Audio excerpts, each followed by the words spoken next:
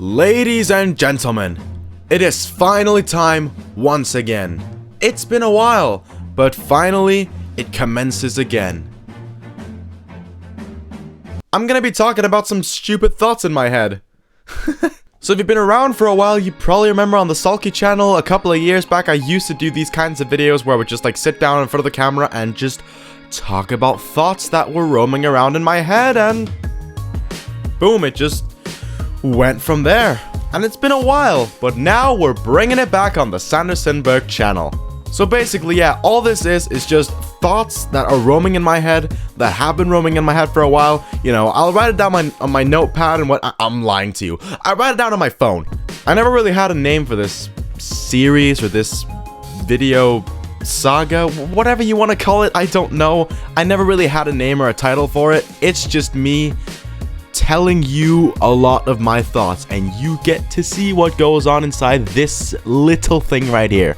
So the first thing I want to mention is actually something very exciting, is that in January, to start off the new year with a bang, I'm gonna be going on a few road trips, you know. I'm just gonna be, or train trips even. I'm just gonna be visiting around a bunch of friends, you know, hanging out, having fun, possibly drinking, having a few babies, just having a load of fun and chilling together. 2021 has been absolute shit, and I really want to start off the new year with a bang, and I just want to have fun. I just want to go out there and go crazy, right? So that's like a positive here at the start of the video, just something I wanted to throw out there. So yeah, and if you guys would like me to, I could vlog all these different avenues, these adventures and whatnot that I'm going on. You know, I'm planning to do more road trips in the future, more trips to all sorts of different places. So if you would like to see me vlog all that, then post down in the comments below. I probably will, because I enjoy vlogging, and it's not something I do a lot. And you guys enjoyed the previous vlogs, like the ones with Vigi and Reiner when I went to visit them, so you guys are probably gonna enjoy these other vlogs where I visit other friends and stuff. But like these vlogs to start out the year, like I want to get an editor for it, right?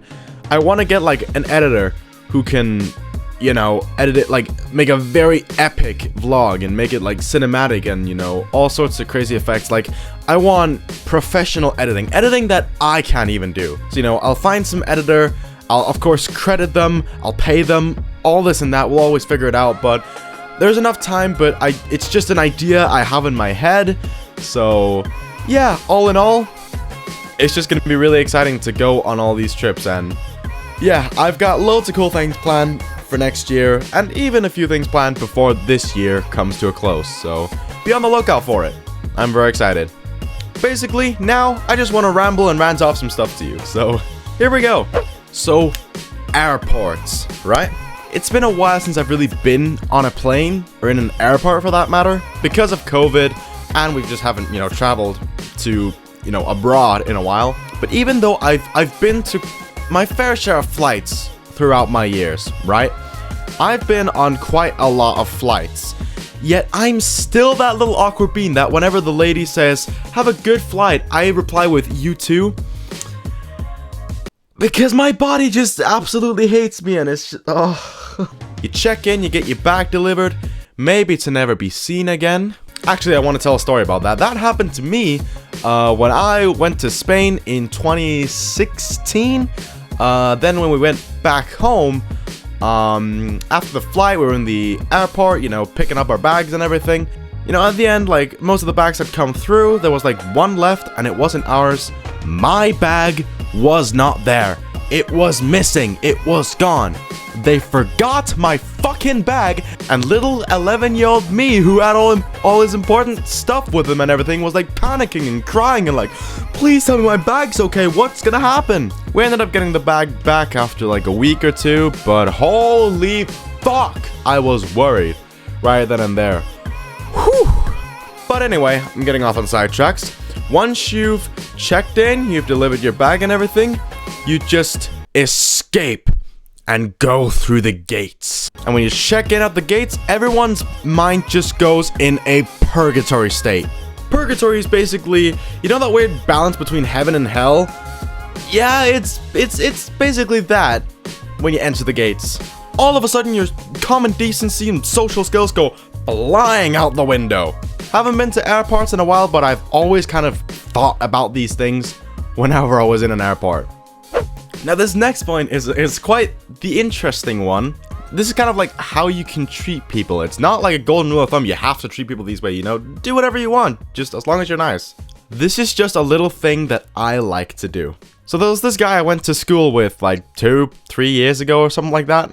I don't really know where it started, but like whenever we'd walk past each other, I would usually just say, "Hey bro," and he wouldn't say anything to me. He wouldn't respond. He would just look at me like his brain would just flatline completely. And then after we both went our separate ways, and we weren't in school together and all that, and then one day on the streets, I randomly just walked by him. We walked right past each other, and as we did, I decided to do the good old thing and say, "Hey bro," just like the school days. And then he just stared at me, and he was like, "Fuck you, fucking little, fucking, I hope you die, fuck you, fucking bitch, fucking hate you, I fucking fuck." So I do this thing I like to call killing them with kindness. Because like if I start yelling and swearing, I'll lose the battle that is brewing between us. And not that I say it's any importance anymore. So you kill them with kindness. And so I respond with, "You know, dude, I hope you have a great day. I hope you grow up to have a great life, living in a luxurious place. I hope you have the best job that pays you so well, a wife and kids who love you more than anything, and your life is filled with peace and joy." And he was just taken aback and was just standing there like... And the more and more I complimented him, the more and more his brain continued to just cease to... And when someone is that nice to you, because again, like if you start swearing and screaming, like you've lost in this scenario. And so I continue. "Your outfit is immaculate, it's perfectly ironed, your hair is styled so well." Any kind of compliment I could throw at him, I just did. To the point where he just had nothing to say, and he was just like... He's just looking up at me like, because he's like very short. I'm like 6'1", and he's just looking up like that, and to the point where eventually he just doesn't know what to say, and he just continues to walk with that mind-blown expression. So to that little dude, all I have to say is, fuck you, but I'm glad I turned your brain off. So I want you to use this. Next time someone tries to bully you, next time someone tries to take something from you, I want you to use this. Whether it's in school, whether it's in an airport, bus station, anything at all. Because they're expecting like a negative reaction, and that's why people bully. That's why people, you know, try to trash talk others, because, you know, they want them to have a negative reaction. So like when you kill them with kindness, it's so unexpected for them and they don't know what to say. I've been talking about it in a few like friend circles all around and all that, and everyone's just like, "You need to say this in a video, this is too funny." So I'm like, alright, let's do it. So the next one isn't really a story, it's just more so something I've noticed. And as I said previously, if I notice something, I'll write it down or remember it for all eternity. So do you ever notice that when you say you're up for something or you're down for something, it means the same thing? Up and down are opposites, yet it means the same thing in this context. I realized this because somebody asked if I wanted to join a gaming/recording session, and I was about to type, "I'm down for that," but then I was like, "No, I'm up for that." And then I just sat there thinking, I just realized this means the exact same thing. So the next one is also one you could notice in an airport or anywhere for that matter, anywhere that has a urinal. When you go into a urinal, no, when you don't go into a urinal, you don't crawl into the urinal. When you go to the restroom, if you go into a urinal, please check yourself. And obviously, when you pee directly into the bowl, it makes noise. It's just, you know, it's how it is. It's physics. But have you ever heard someone piss so violently that it shakes you? It's like you could hear that on the other side of the goddamn world. That is a powerful piss. Like, I am nowhere near the amount of man that is. This is something I've noticed, like the guys, you know, when you go into the restroom. Maybe females are the same thing. I don't know. I'm not physically constructed to know that kind of thing. I just feel kind of emasculate when I hear somebody pee that violently. And there's gonna be a few people watching this who are just like, huh, fair point. That's the thing. I'm not doing these to kind of have you laughing on the floor. It's just what I'm aiming to get out of you is just a, huh, fair point. So if I got that out of you, then I've succeeded. So this last one that I want to touch up on is one that I'll spend a few more minutes talking about because it's a bit more of a serious toned one, and it's just something that it's been on my mind for a while, and it just kind of pisses me off, and I didn't really know when to kind of talk about it, so I'm just doing it now. Basically, what I want to talk about is just kind of, you have to excuse me, as you can probably tell, you know, I've just woken up, I'm not like in the best state, my hair isn't properly groomed, morning.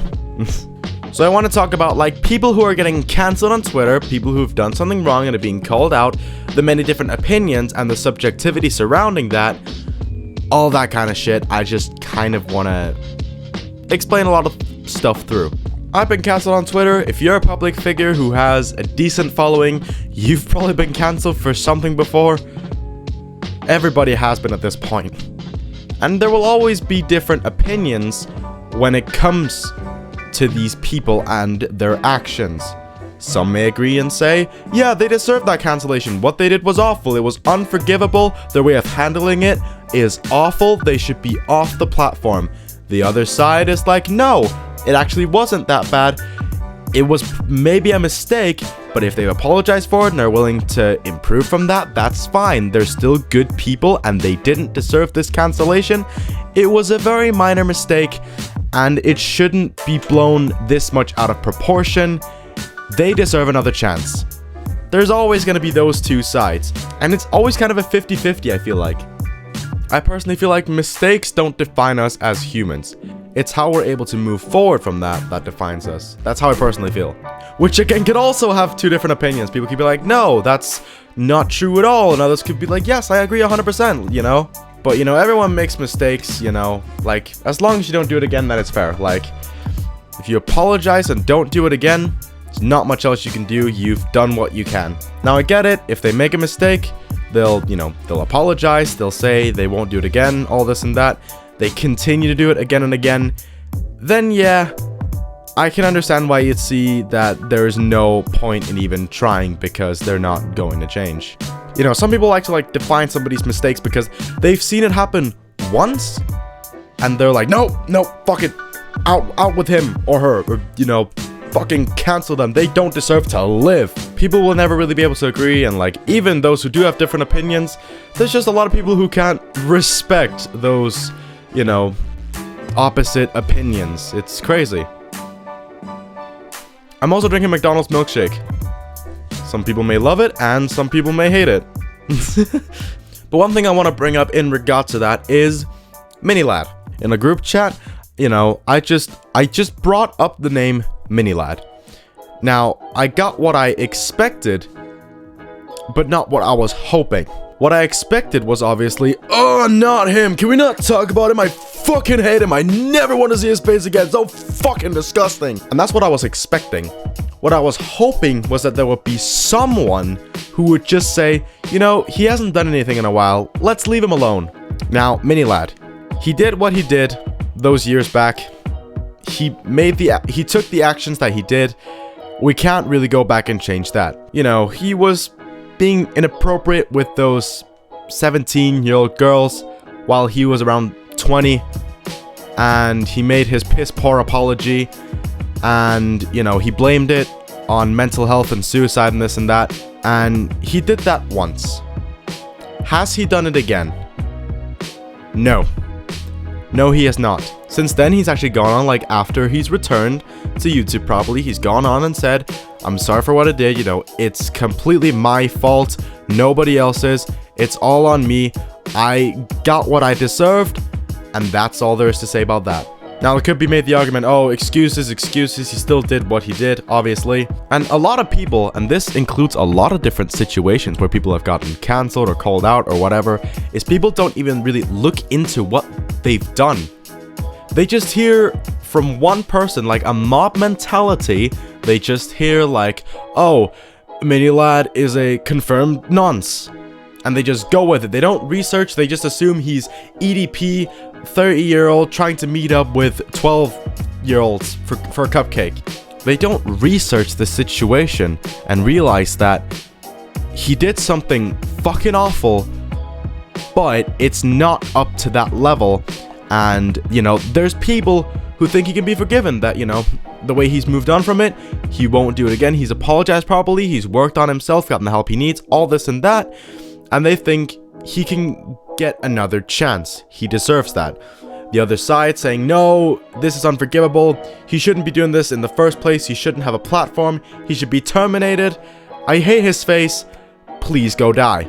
Again, there's always that subjectivity. It's the same with other situations. There's Call Me Carson, who was just 19, flirting with a 17, nearly 18-year-old, and things weren't even that sexual. But he still gets flack for that, when that's actually a very normal age gap in a relationship. 17 and 19 is very common, and nobody ever really says anything about it. But as soon as it's a public figure, it's Carson, he has millions of subs, he's famous as all hell, of course, he had to get the shit for it. And I think that's fucking ridiculous. And people make the excuse, oh, well, the power dynamic, he's famous and she's a fan. He had 10k subs at the time, and the argument doesn't even make sense. Like, let's say I'm the same person, whether I have 10 subs or 10 million subs. It does not matter, because if I'm flirting with somebody, if I have 10 subs or 10 million subs, you know, if it doesn't change my behavior around her at all, she may even still be a fan of me even though I only have 10 subs. It doesn't really change much, you know. If we're just flirting like two normal people, what's the issue? Like, do you think PewDiePie, like with Marzia, don't you think she might have also been a little bit of a fan, you know, when they first met, and now they're married and happy together? Were they not allowed to do that? Did Pewds have a massive power dynamic over her? Did, you know, was Felix being abusive because of that? No. Fuck no. Felix is one of the nicest dudes on the platform, and you should go sub to him, please. I just wanted to rant about that. I know it was very different compared to the other topics, which were a lot more lighthearted, a bit more joking. This one was a bit more serious, and it's just something that, you know, I've just gotten tired of it. I've really gotten tired of seeing this, you know. And this is no new thing on the internet. It's been around for a while, but it's really just gotten to me, and I felt like I needed to put this point across finally, put it in a video, and just talk about it, because my god, I needed to let this out. I seriously did. I don't know, I wanted to use this video as kind of, you know, to just talk about thoughts in my head, obviously, some of the things I've learned throughout, you know, 2021, and even further behind, like 2020 or 2019, you know? You know what I'm saying? You know? So anyway, thank you so much for watching. If you made it to this point, this was fun to do. I want to do more of these, you know, just thoughts and just analyzing the world. So I'm glad I brought this onto this channel. It's fun. It's real fun. If you did enjoy, make sure to drop a like down below and subscribe and all that. Click the bell to keep up with what I do. Social medias down below, yada yada yada. There should be some videos here and there over to the side, you know, some you can click on. You should be able to subscribe somewhere here in the middle. There should be a subscribe button and all that. You can click all around. Click on something, whatever interests you. Click anywhere on me. And as always, like, subscribe, all that stuff. I'll talk to y'all in the next one.